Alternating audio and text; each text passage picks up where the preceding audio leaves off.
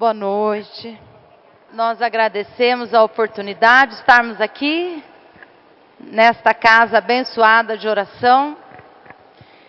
E é interessante que a música já é um tratamento, né?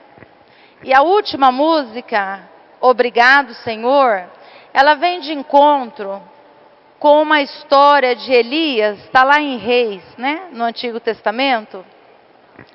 Certa vez ele estava um pouco desanimado, a sua fé estava um pouquinho abalada. Ele fugindo da rainha Jezebel, ele vai então para a floresta. E ele conversando, né, por meio de ações com Deus, ele fica amedrontado, porque ele estava com a fé abalada e fica ali. E nisso então, ele se abriga dentro da caverna. Vem uma tempestade e ele sai achando que era Deus. E aí passa a tempestade, não era. Depois vem um vento muito forte. Ele sai da caverna achando que era Deus ali, também não era.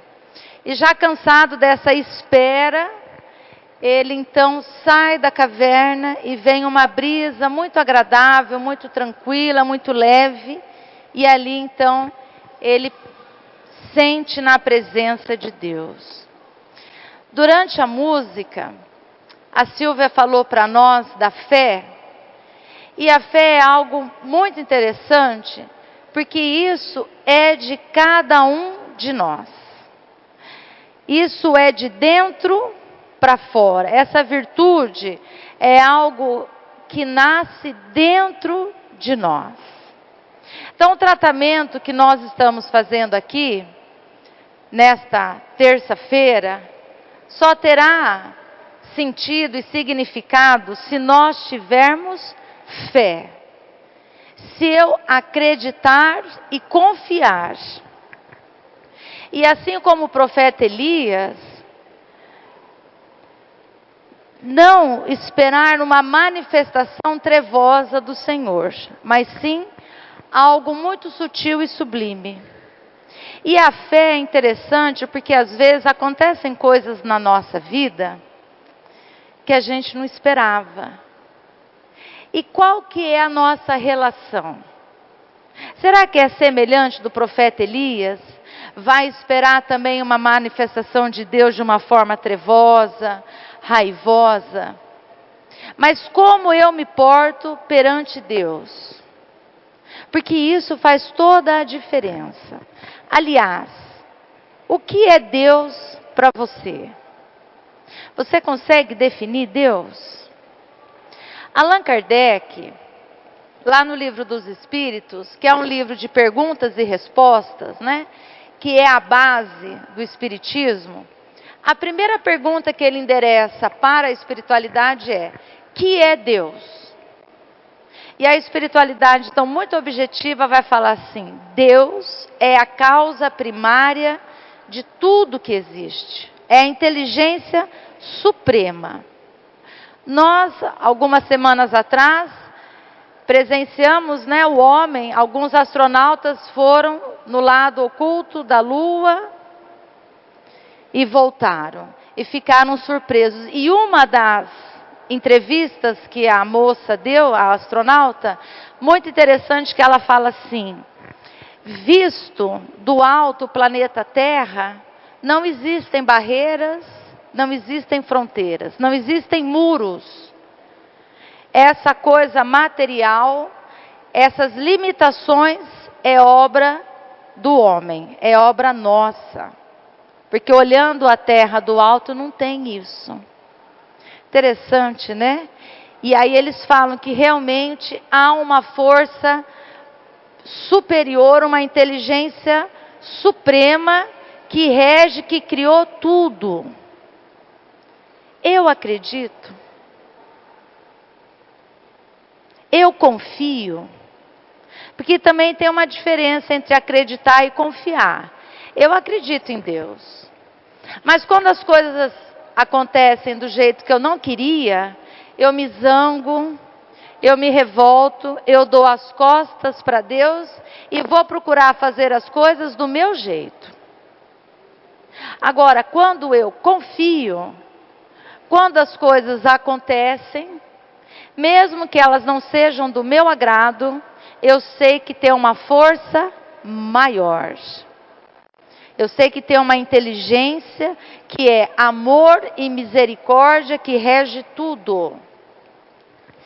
Diante dessa resposta que a espiritualidade traz para nós, que Deus é a inteligência suprema, Criador de tudo que existe e de coisas que nós nem imaginamos, fica uma pergunta assim: se Deus é o Criador de tudo, será que Ele criou o mal também? Você já fez essa pergunta? Quem criou o mal? Essa é uma pergunta que foi direcionada para Emmanuel, o mentor espiritual que dá nome a esta casa, lá no livro O Consolador, na questão 135. Um grupo de médiuns, né, o livro é assim, é um grupo de médiuns que endereça perguntas para Emmanuel. E entre essas perguntas tem: se Deus é o Criador Supremo, absoluto em tudo, é o Criador do amor, quem que criou o mal? E Emmanuel então vai trazer a resposta para nós dessa forma: o homem, confiando muitas vezes em si mesmo, na sua autossuficiência, querendo resolver as coisas de imediato, comete débitos na harmonia universal. Olha que interessante. Urge recompor os elos desta harmonia. Eis aí o resgate. Então, o que eu faço tem consequências diretamente para as pessoas e também para o universo. E é interessante porque Kardec vai trazer para nós, lá no livro Céu e Inferno, que Deus é o centro de tudo. Então, nós gravitamos, né, para a unidade. Também é uma pergunta lá do Livro dos Espíritos, a questão 1009. Nós giramos, a nossa tendência, a nossa evolução, nosso progresso é para girarmos em torno de Deus. Mas onde Deus está então? Aonde Deus está? Deus está em nós, assim como nós estamos em Deus. Então não existe fora de Deus. Assim como também não existe eu jogar fora. Vai para algum lugar. Igual os meus pensamentos. Os meus pensamentos também vão para algum lugar. Tanto é que lá no livro Os Mensageiros, a gente pode assistir no filme, é de graça. Está lá no YouTube, Os Mensageiros 2 ou Nosso Lar 2. Quando André Luiz vem com o Aniceto, que é o instrutor do livro, o professor, né, que está acompanhando André Luiz nessa história, ele se aproximando do planeta Terra, eles vindo do plano espiritual, tem um momento que eles não conseguem mais, André Luiz, né? E ele fala assim: mas o que é isso? Por que essa vibração escura e densa? O livro, né, a história se faz decorrente durante a Segunda Guerra Mundial. E aí o Aniceto fala assim para André Luiz: isso, André, é o pensamento da humanidade, né? Raivoso, de guerra, de violência, de crueldade, de guerra. Isso vai tomando forma e envolve o planeta Terra. Isso no macro e no micro. Micro nós, individuais. O que eu penso? O que eu vibro? O que eu acredito? O que eu faço? E aí o que eu faço inclui o que eu penso, quais são as minhas atitudes, o que eu falo, o que eu ouço, o que eu passo para frente. Eu estou trabalhando, né? E o trabalho não é só material, é um trabalho espiritual também, é o aprimoramento de nós. Então nós vamos aprendendo com a religiosidade, que não precisa ser espírita, não precisa ser católico, não precisa ser batista, evangélico, não. Nós precisamos confiar nessa força maior. Os caminhos que nos religam a Deus é de uma decisão individual de cada um de nós.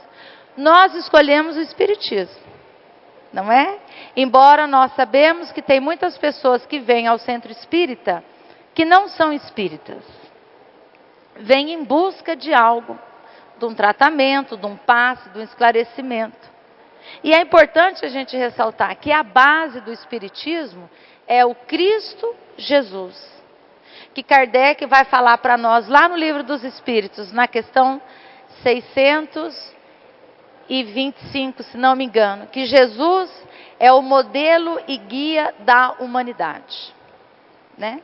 Qual é o tipo e o modelo mais perfeito que Deus enviou ao planeta Terra para servir de exemplo para nós?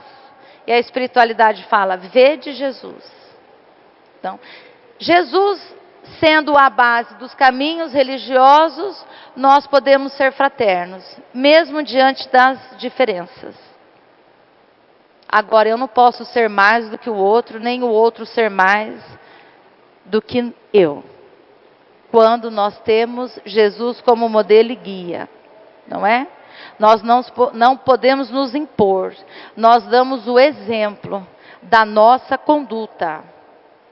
Então, o que eu faço, o que eu falo, o que eu ouço, o que eu acredito, no que eu estou trabalhando, em que eu confio, isso faz toda a diferença, inclusive para o tratamento. Inclusive para nós darmos um sentido e significado nesta noite que aqui nós estamos. Pelo motivo individual de cada um de nós. Nós já somos atendidos. Desde o momento que nós falamos assim, hoje à noite eu vou no Emmanuel. Eu possibilito a aproximação da espiritualidade. E o mais bacana, que quando nós sairmos daqui, que o trabalho continua, o tratamento continua, se eu permitir, a espiritualidade me acompanhará. Mas eu preciso permitir. Eu preciso confiar. Eu preciso perceber que eu tenho que ser boa, educada, respeitosa, não somente dentro da casa de oração. Aqui é fácil, não é? Nós somos educados, respeitamos. A continuidade está fora. O tratamento é fora daqui. E é onde, se eu confio em Deus, Deus está em mim e eu estou com o Pai. Aonde eu estiver. Então, no trânsito, no mercado, com as demais pessoas, na minha família, nos meus relacionamentos sociais, afetivos, com aquele familiar difícil, mas lembrando que às vezes eu também sou difícil, não é? Então, quando a gente desperta, quando a gente dá um sentido e significado para as nossas atitudes do dia a dia, a rotina, embora seja cansativa, ela tem o porquê de ser. Ela tem um sentido, ela tem uma razão. E isso faz a diferença. Então, o que é Deus para você? Como está o seu relacionamento com o Pai? E quando a gente vai lendo, ouvindo, por meio de músicas belíssimas, Tim e Vanessa cantam o Evangelho para nós, nós vamos percebendo que Cristo, quando veio ao planeta Terra, ele não vem falar das características de Deus. Mas ele exalta para nós a nossa relação com o Pai. Então, como está a nossa relação com Deus? Eu confio?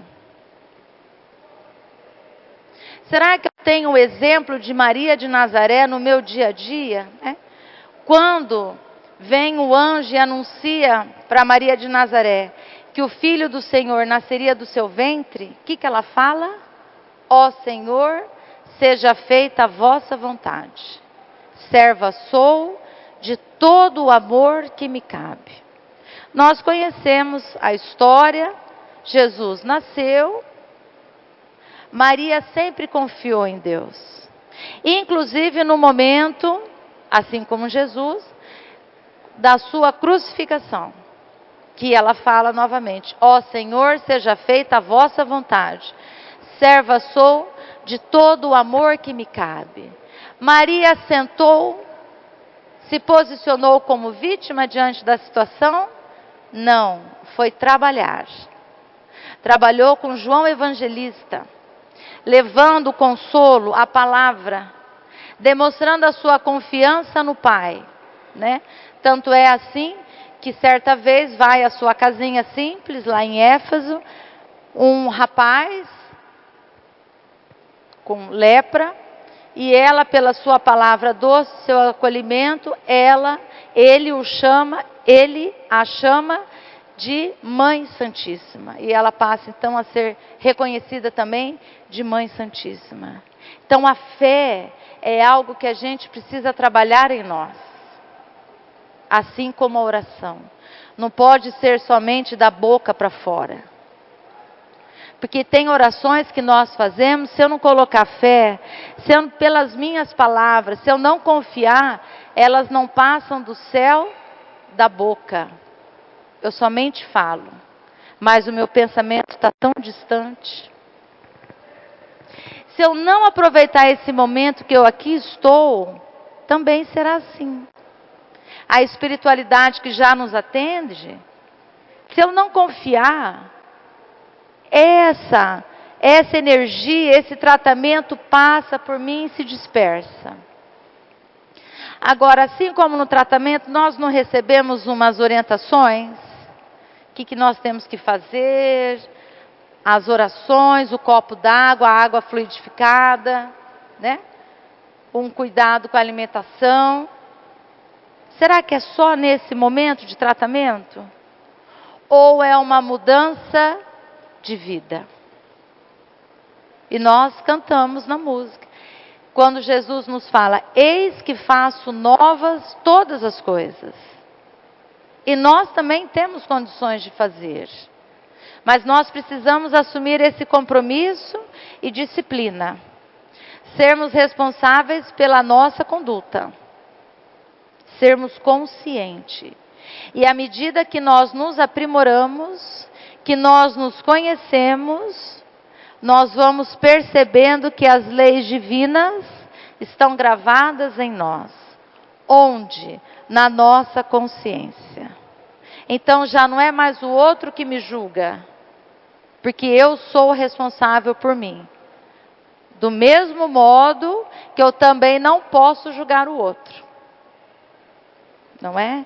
Isso já faz muita diferença. E o que nós percebemos hoje?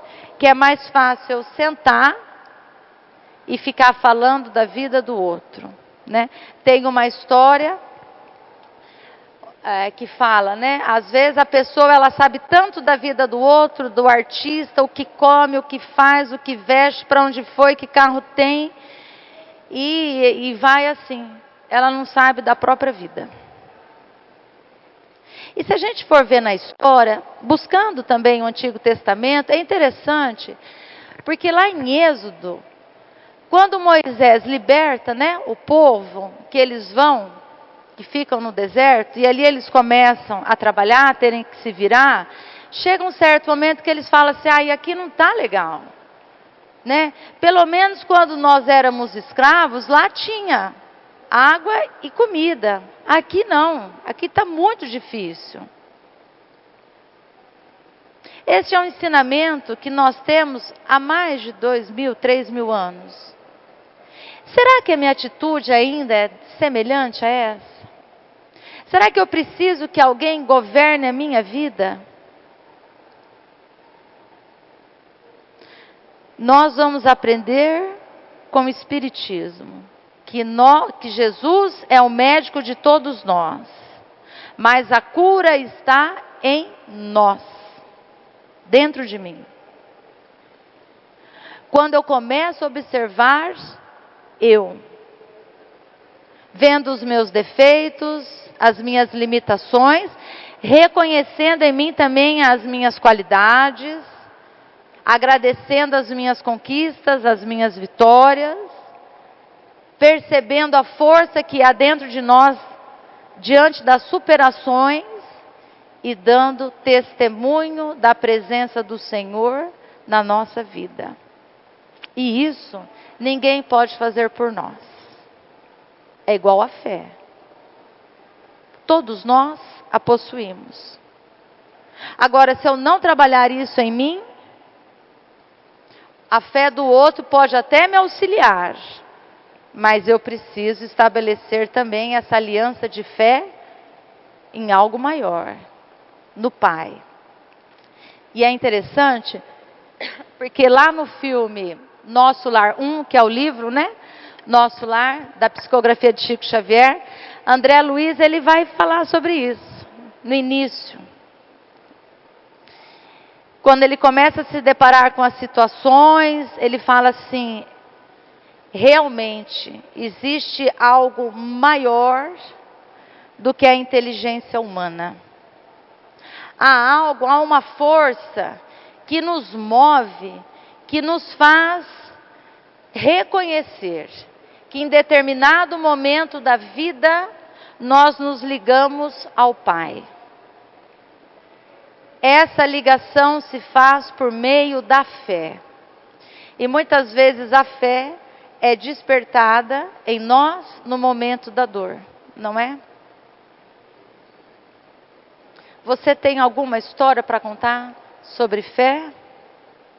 Tenho certeza que sim. Porque todos nós, em algum momento da nossa existência atual, passamos por alguma situação onde o consolo que encontramos foi a fé no Senhor. E diante dessa situação, desse despertar, é o que nos move. E olha que interessante, porque aqui no Evangelho segundo o Espiritismo, também da Lavra, né? Quem escreveu, Allan Kardec, na Companhia dos Médiuns.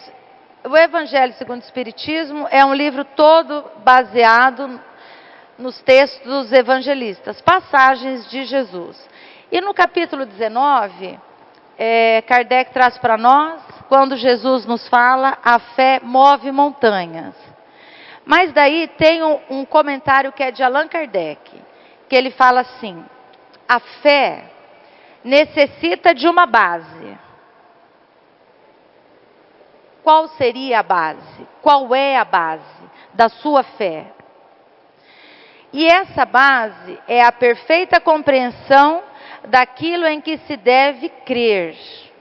Para crer, não basta ver. É preciso, sobretudo, compreender. A fé cega já não é mais deste século. Ora, é justamente o dogma da fé cega que produz hoje o maior número de incrédulos. O que ele está falando para nós aqui?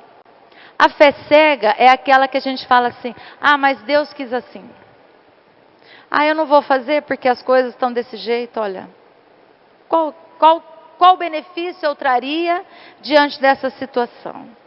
Então Kardec vai falar para nós: fé raciocinada é aquela que nos dá base de nós encararmos as situações frente a frente. Porque a base da nossa fé, se é Deus, eu tenho condições de passar. É uma fé na qual nós raciocinamos. E não mais uma fé cega. Ah, Deus quis assim. Porque Deus quer o melhor para todos nós. Porque todos nós, sem distinção e sem exceção, somos filhos do Pai. Agora, por escolhas nossas, é o que Emmanuel vai falar lá no livro, né, o Consolador. Por escolhas nossas, muitas vezes nos afastamos do Pai, do Criador. Porque confiamos muito mais na nossa autossuficiência do que no poder de Deus. Porque às vezes eu quero que as coisas aconteçam na hora que eu quero. Eu quero ser curada hoje. Se eu tiver fé, sim. Mas eu preciso continuar com esse compromisso. O que é? Vigiar o pensamento, não ter as mesmas atitudes, ter uma fé raciocinada e uma vida renovada. Vida renovada é o quê? Ter consciência daquilo que eu faço. E entender, né, que eu sou responsável pelas minhas ações. Então, o que eu falo para o outro, o que eu ouço, o meu olhar, a minha postura, faz a diferença para o outro, mas faz a diferença para eu mesma. E aí nós vamos distinguindo. Isso já não faz parte mais de mim. Isso eu preciso melhorar. Eu estou no caminho certo. Essa é uma escolha individual e intransferível que nós podemos, a partir de agora, assumir para nós. Nós vamos encerrar com um poema de Maria Dolores, da psicografia de Chico Xavier, quando ela nos fala assim: alma querida, por mais que o mundo te atormente a fé simples e boa, por mais que te lance gelo na alma crente, nas sombras que a traiçoam, alma sincera, escuta, sofre, tolera, aprende e aperfeiçoa, porque de esfera a esfera, nenhum de nós alcançará a palma da vitória sem o apoio na luta. Espera, que a esperança é a luz do mundo, oculta maravilha, que em toda parte reluz e brilha, para a glória do amor que está dentro de você, que te conduz ao Senhor. Que todos nós tenhamos paz de Jesus e amor de Maria. Que assim seja, graças a Deus. Graças a Jesus.